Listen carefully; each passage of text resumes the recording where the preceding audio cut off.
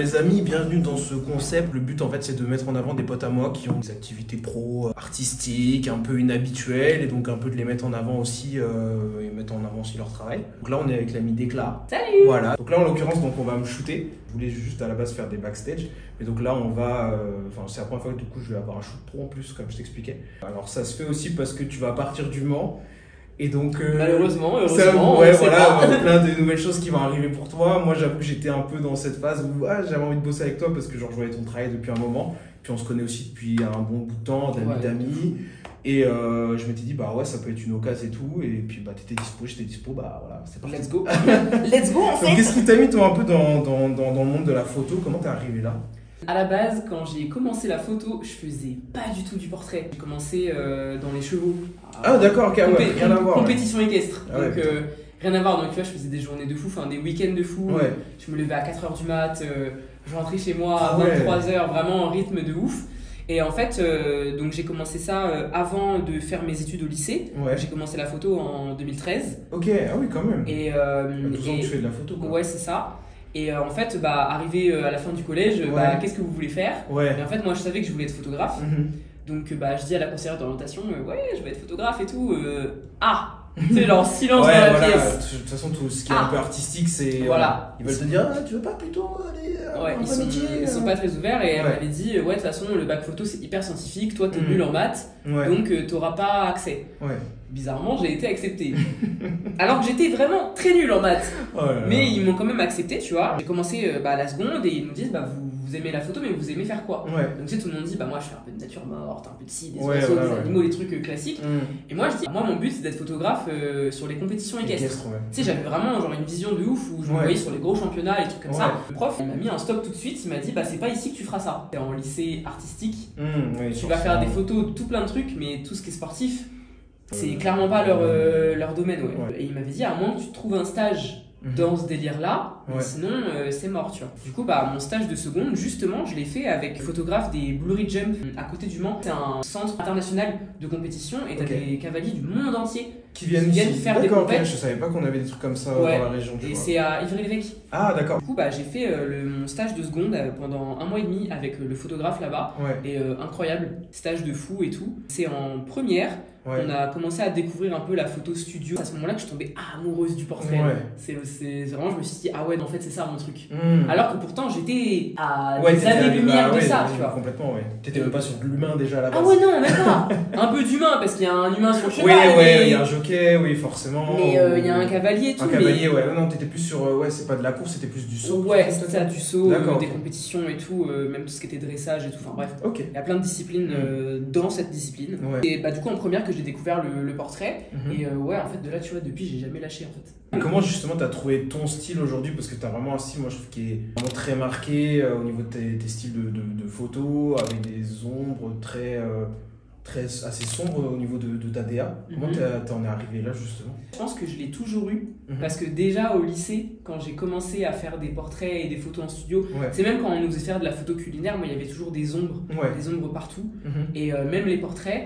Et en fait, on me répétait constamment que je devais pas faire ça, que c'est pas ça la photo, faut que ce soit tout bien lisse. En plus, faut voir les couleurs, j'imagine, non? C'est ça, mais même sur les portraits, on me disait non, les portraits c'est pas ça, faut que tes lumières elles soient comme ci, comme ça. En photo, t'as ce qu'on appelle des schémas de lumière, des trucs typiques pour avoir tel type d'éclairage. Et ça, nous, on nous les a appris au lycée. Mais moi, j'ai toujours été un peu en mode freestyle. Ok, tu m'apprends un truc, mais tu peux être sûr que je le ferai pas. Laisse-moi faire à ma sauce, quoi. Voilà, et du coup, mes profs me rabâchaient tout le temps que mes photos n'étaient pas correctes, que c'était pas bien selon les normes de machin, de trucs, c'est comme je t'ai dit, des schémas de lumière, ce qu'on nous apprenait au lycée. Et en fait, je suis partie dans totalement autre chose. Je te montre mes photos d'il y a 5 ans. Je suis dans le ultra lumineux, ultra coloré, saturé de fou. J'ai fait la rencontre d'un photographe que je suivais depuis très longtemps, qui s'appelle Kinaki. C'est un photographe qui shoot énormément d'influenceurs sur Paris. Et pendant longtemps, ça a été mon goal. Je vois. Ce mec-là, pour moi, c'était le dieu de la photographie. Et tu sais pas pourquoi, un jour, il tombe sur mon compte et il m'envoie un message. Ça va être Et moi, j'étais là, genre, oh la dinguerie. Et il me dit, ouais, j'ai vu tes photos et tout, c'est cool ce que tu fais et tout, machin. Moi, tu sais, je me sens saucée de ouf. Je dis, merci. Et il me dit, t'es chaud qu'on s'appelle, j'aurais 2-3 conseils à te donner. Je lui dis, bah vas-y, tu sais, moi je me dis, waouh, la dinguerie, il me donne son numéro et tout. Truc de fou. On s'appelle, je me suis fait tailler pendant 1 heure. Ah ouais? Ah ouais. Le mec il m'a dit, tu vois ce que tu fais, faut que t'arrêtes. Je te jure qu'il m'a dit ça. Il m'a dit, tu vois tout ce que tu fais, arrête. Donc toi t'es là genre... D'accord, mais genre il t'a donné des actes d'amélioration derrière? Ouais, et derrière en fait il me dit, tu vois tes photos, bah là c'est beaucoup trop saturé ton style, ça marchera pas. Et parce que tu sais il me demande un peu comment ça s'est passé, enfin comment ça se passe dans mon business, est-ce que j'arrive à avoir des clients? Je dis bah non je galère, en plus bah j'ai pas trop d'occasion de shooter parce que j'ai pas beaucoup de clients et tout. Il me dit tu vois ça déjà, faut que tu changes cette mentalité, il faut que tu arrêtes de penser que tu vas t'exercer quand tu auras des clients.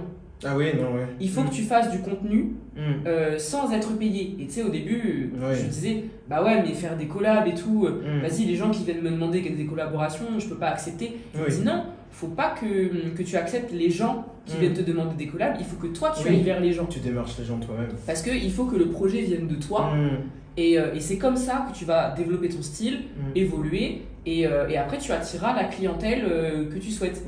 Et j'ai jamais lâché ce conseil 5 ans après, tu vois. Et en plus, ce mec-là, il a débarqué au moment, je pense, où j'en avais grave besoin. Tu vois. J'avais fait une saison en tant que photographe, sur les plages et tout, en 2020 pendant l'été. Pire expérience de ma vie. C'est quoi, c'est dans des clubs, des beach clubs ou genre non, c'était sur l'île d'Oléron, c'est sur une zone touristique quoi. Et en fait j'allais sur les plages, peu importe les plages, et on nous lâchait comme ça toute la journée, et on devait aller voir les touristes comme des vendeurs de beignets. Ah oui, d'accord, ah ouais, je vois vraiment le truc horrible. Ah putain, ça doit être chiant, tu dois démarcher à moitié les gens et tout. C'est ça, tu vas avoir des milliers de gens genre tous les jours. Photographe, mais t'es limite commercial en même temps quoi. C'est ça. Et le truc c'est que ça a été la pire expérience de ma vie. Genre vraiment je suis revenu, j'ai pas été diagnostiqué, mais je pense que j'étais au bord de la dépression, tu vois, franchement. Et de là, moi je suis revenu en me disant que j'étais une grosse merde, clairement, que j'étais la pire, parce que c'était ce qu'on m'avait mis dans la tête en fait pendant 3 mois. Et du coup, ce mec-là, il a débarqué quand je suis revenu, tu vois, où j'étais vraiment mentalement down, je voulais arrêter la photo. Et je pense que même s'il a été très cru dans sa manière de parler, en fait je pense que ça a été honnêtement un des meilleurs conseils que j'ai pu recevoir clairement dans ma carrière de photographe, tu vois. Donc voilà, donc j'ai suivi ses conseils. Il me demandait qu'est-ce que t'aimes dans la photo, je dis bah moi j'aime bien les trucs un peu sombres et tout. Il me dit mais pourquoi tu le fais pas? Et tu sais, limite, il me disait, mais t'es teubé ou quoi? Tu fais l'inverse là. Ah ouais, tu fais tout l'inverse. Tu fais de la saturation. Il me dit, ça n'a pas de sens. Fais ce que t'aimes et tu verras. Il m'avait dit une phrase, je me rappelle plus des mots exacts, mais c'était quand tu fais ce que tu aimes, tu attires à toi les gens qui sont dans la même vibe que toi. Complètement, et c'est là que tu vas trouver ta clientèle et c'est là que tu vas vraiment t'épanouir dans ton métier, parce que moi, je n'étais pas épanoui, tu vois. Ouais, bah oui, tu m'étonnes. Et même si je me persuadais que j'aimais la couleur et tout machin, je sais pas, il y avait toujours un truc qui faisait que tu sais, je regardais mes photos, je me disais c'est bien, si le client il aime bien, tant mieux quoi. Ouais voilà, mais j'étais jamais vraiment satisfaite. Et à partir du moment où j'ai suivi ses conseils, j'ai trouvé ma voie. Ça t'a pris plusieurs années forcément à trouver, donc t'es indépendante depuis combien de temps techniquement? Bah j'ai ouvert mon entreprise en juillet 2020. Ok, d'accord. Donc là ça fait 5 ans. Ça fait 5 ans tout pile depuis le 1er juillet. Bon anniversaire à ton entreprise. C'est super cool franchement comme parcours, donc t'as vraiment rien lâché à ce niveau-là, t'as pu créer ta propre DA, ta propre marque, c'est beau franchement, c'est un beau parcours. Je voyais ton taf et tout, puis tu poses beaucoup de mèmes à la con aussi sur tes stories, donc forcément moi ça me fait réagir. Hein, donc, je vois pas pourquoi tu dis ça, c'est pas mon genre. T'as un compte vraiment pro et t'as ton compte perso où là c'est plus les incroyables histoires de d'éclat quoi en fait. C'est genre vraiment faut suivre ces deux comptes, je pense que c'est vraiment important parce que t'as vraiment l'envers du décor en fait. Avec la partie même, la partie je fais à la fête de la musique mais j'ai 39 de fièvre.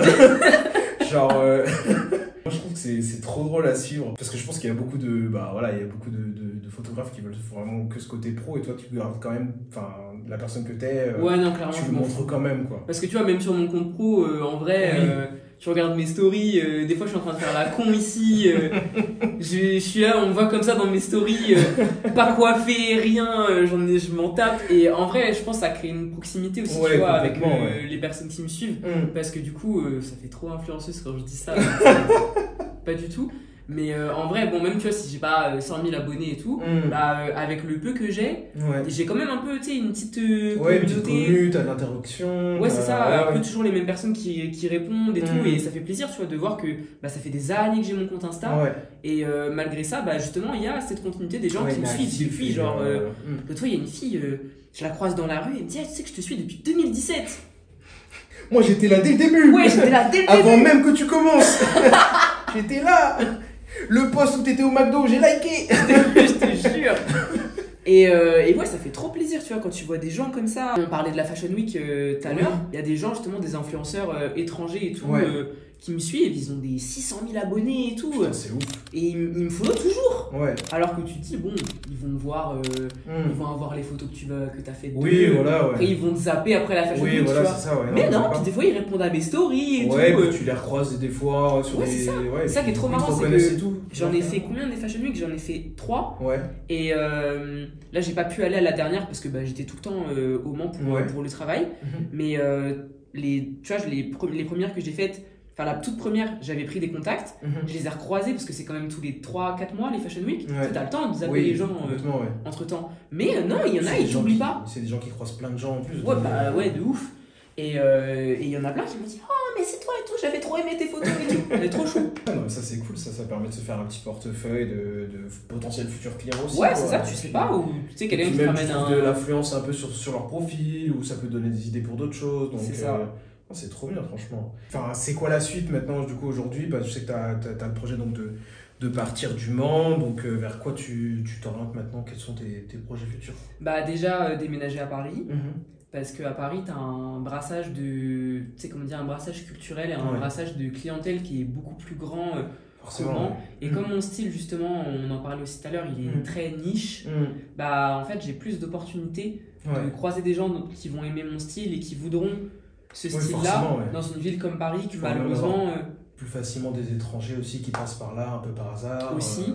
Aussi, et moi, tu vois, mon but ultime, c'est de travailler avec des marques et des artistes pour créer, tu vois, leur univers visuel, leur direction artistique, les conseiller, les guider. Et c'est quelque chose que je ne peux faire, je pense, que là-bas. En tout cas, c'est possible, tu peux le faire partout, mais en étant dans la ville de la mode... Oui. Il y a beaucoup tu peux que multiplier tes chances. Complètement, Et je me dis, être sur place, c'est un avantage. Même par exemple l'événementiel, tu vois, vu que je fais aussi des photos de soirée, bah à Paris, t'as toutes les soirées possibles et imaginables. Tu peux en avoir tous les jours, quoi. Enfin, oui, clairement, c'est sûr que c'est un vivier à plein d'opportunités, quoi, clairement. C'est ça. Et niveau marque, quelle marque, genre, comme ça, genre, si t'as plusieurs marques qui te... Si je dois parler de marques connues, pour que ce soit plus simple d'avoir des références, la première à laquelle je pense, c'est Rick Owens. Je savais que t'allais dire Rick Owens, je sais pas pourquoi je le sentais vraiment. Bah, c'est vrai qu'au niveau de ta DA, c'est vraiment... ça y ressemble vraiment, quoi. Enfin, dans le sens où ça sent qu'il y a des inspirations, le côté un peu sombre... Est-ce que c'est pas aussi un truc qu'on peut retrouver peut-être chez Balenciaga aussi, des trucs comme ça? C'est ce que j'allais dire.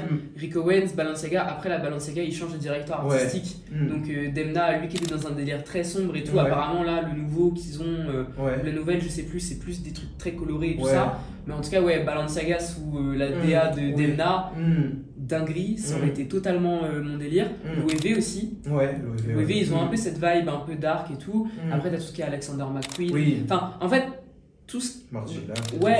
Margiela complètement. Et tout ce qui est l'univers mode mais sombre, bah moi c'est ça mon... c'est ça mon Graal, tu vois.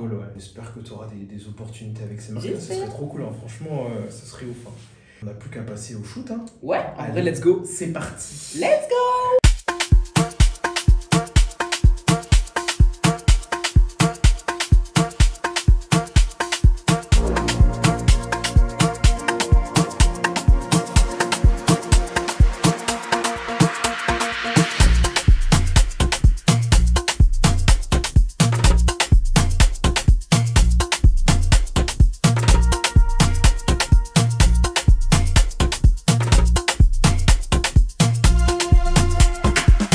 C'est moi ça là sur les photos. Ah ouais, c'est trop stylé franchement. Celle-là je les kiffe de ouf. Avec les mains comme ça tue. Même avec l'ombre et tout là, ça fait trop bien. Je dirais que je vais sortir un EP là. Ouais, de ouf. Fais une cover d'album. Je te jure. Celle-là, elle me fait un peu penser. Si j'avais mis, tu sais, genre la main comme ça, là, ça aurait fait très colonel réel. Genre comme ça, là. Je sais plus, c'est. Il a un petit album où il est genre comme ça, là, ou je sais plus trop. De fou. Ouais, non, franchement, on a bien bossé. Ouais, bon boulot, bon boulot. Putain, je les avais oubliées, celles-là. Oh là, mais même genre en mode time-lapse comme ça fait genre trop stylé, j'adore. Oh là là, hâte d'avoir le rendu final. Grave. Franchement, asseyez-vous. Oui, mais oui, c'est ça, c'est du bon boulot. Vous avez pu voir un peu donc quelques vidéos, donc un peu en backstage, donc vous pourrez retrouver de toute façon toutes les photos donc sur le compte de Décla et sur le mien, donc je vais tout mettre donc en bio, donc vous pourrez aller voir ce qu'elle fait. Pour finir, moi je voulais juste te demander si tu avais un conseil du coup pour éventuellement des jeunes ou même des gens qui, je sais pas, peut-être sont un peu passionnés de photos et qui ont peut-être envie de se lancer ou un peu peur d'être jugés peut-être par le regard des autres, parce que c'est souvent ça aujourd'hui, on est tellement sur les réseaux sociaux à attendre des retours des gens. Souvent on se dit ah putain les gens dans mon entourage, je sais pas comment ils vont prendre les photos et tout que je fais. Il y a des gens qui se foutent de ma gueule, tu vois. Enfin, toi, t'as réussi à plus ou moins te détacher de tout ça ou... Ça a été assez compliqué, bien qu'au début, je m'en foutais, tu vois, du regard des autres. Ouais. J'ai toujours été du genre. En plus, j'ai de la chance. J'ai eu une maman qui était très artistique, qui a été elle-même DA et tout, donc. Donc j'ai toujours baigné dans ce milieu artistique, surtout de la musique. Et elle m'a toujours dit, quand t'aimes faire quelque chose, te prive pas en fait. C'est ta vie, c'est pas les autres qui doivent décider ce que tu fais. Et si t'aimes quelque chose et que tu t'épanouis dedans, pourquoi tu vas te contraindre à faire l'inverse? Et moi j'étais tombée dans ce truc-là justement au lycée. Comme mes profs me rabâchaient tout le temps. Ce que tu fais c'est pas bien, c'est pas bien, c'est pas bien. Bah tu vois, je suis partie dans l'extrême opposé de ce que j'aimais à la base et bah, je me suis un peu perdue dans ça. Et moi je pense que le meilleur conseil que je peux donner c'est déjà de tout tester en photo, parce que bah, moi aussi je suis passé par tous les styles, j'ai testé tous les types de photos, que ce soit de shooter des insectes à des chevaux à photos de soirée aussi, photos de soirée, du culinaire sur la plage, sur la plage, les touristes ingrats sur la plage et mal polis. Mais ouais, franchement, j'ai fait tous les styles jusqu'à trouver le mien. Donc déjà, il faut pas se mettre de limites. Et une fois qu'on a trouvé ce qu'on aime, encore une fois, faut pas se limiter, faut pas rester enfermé dans un truc. Et il faut vraiment rester ouvert et toujours tester de nouvelles choses. Parce que sinon, tu tournes trop en rond et c'est là que tu stagnes et tu n'évolues plus. Complètement. Donc, et puis, faut aller chercher des trucs qu'on aime et essayer de les faire du mieux qu'on peut, clairement. C'est ça. J'espère que vous avez aimé cette première vidéo de ce nouveau concept. Je te remercie déjà pour les photos. Genre en vrai, c'est la première fois du coup que je faisais des photos avec un photographe pro, comme je te disais. Et genre je me suis senti genre trop en confiance et tout, enfin trop à l'aise, alors que comme je disais, on est amis d'amis. Je l'avais jamais fait, j'avais juste déjà shooté avec des potes, mais du coup que je connaissais vraiment. Et donc là, c'est la première fois que je le fais avec quelqu'un que je connais, qui est dans mon cercle de potes, mais pour autant, on se voit pas très souvent. Et donc, je me suis senti super à l'aise. Écoutez, moi, je peux que vous recommander de bosser avec elle si vous avez l'occasion. Et puis, pensez à liker, partager, commenter et allez vous abonner, bien évidemment, au compte de Décla. Et puis, à follow cette chaîne si ce n'est pas déjà fait. Je vous retrouve dans une prochaine vidéo. Bisous. Tchuss. Et merci à toi de t'être prêté au jeu. C'était trop cool, franchement.